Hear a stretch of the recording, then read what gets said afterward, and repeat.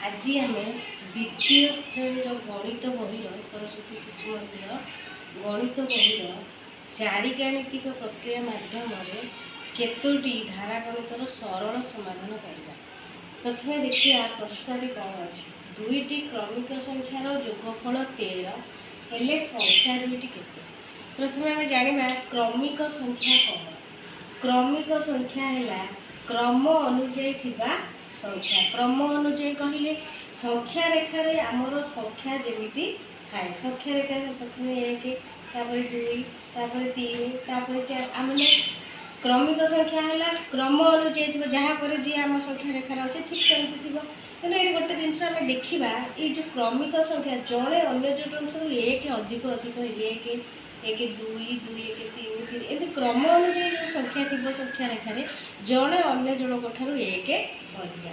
तो ये दुईटी क्रमिक संख्यार जोगफल देख ये जड़े अन्य जनक ठार 1 अधिका ये जो अधिकाटा आम जब जोगफल काढ़ीदेवा तेज जहाँ रहा दुई जनक मध्य सामान दुई भाग हम आम प्रथम समाधान से करवा।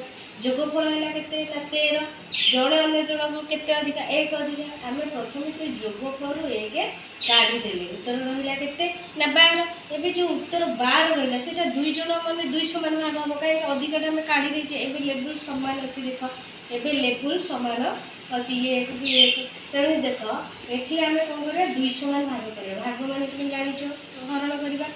2 को पढ़ 12 कौटी अच्छी 2 पड़ा 12 ये जो 6 पड़ा यहाँ हम सान संख्या मैंने संख्या रेखार ये रहा 6। अच्छा जदि 6 रहा ये क्रमिक संख्या आम जाना 6 रु 1 अधिका निश्चित हो बड़ संख्या।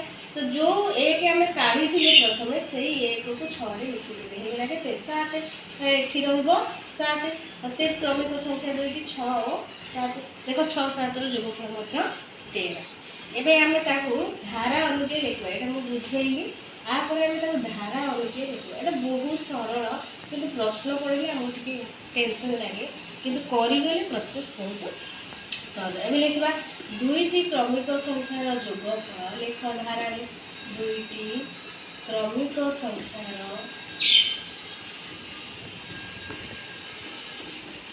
जोगफल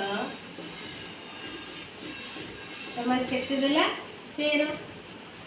तापर स्टेप रे हम कौन करवा क्रमिक संख्या में जड़े अन्य जन 1 अधिका प्रथम से अधिकाटा को आम जोगफल आग काढ़ीदेवा होगा के 12।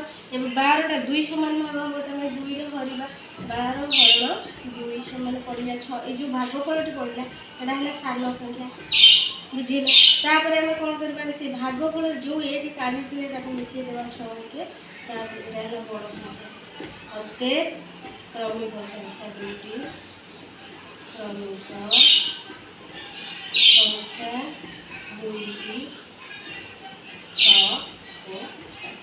बोले सिंपल होगा। कि देख ये गोटे धारा गणित में केतटा प्रोसेस अच्छे मुझे लिखी 4 गाणितिक प्रक्रिया गणित में 4 गाणितिक प्रक्रिया कि जोग वियोग गुणन और हरण ये देख वियोग अच्छी हरण अच्छी मिश्रण अच्छी प्राय 3टी प्रक्रिया आ भितर काढ़ी यहीपरि भाव में आहरी 4टी गणित मुझे पूरा सरल समाधान छुआ मैंने बहुत सहजरे करि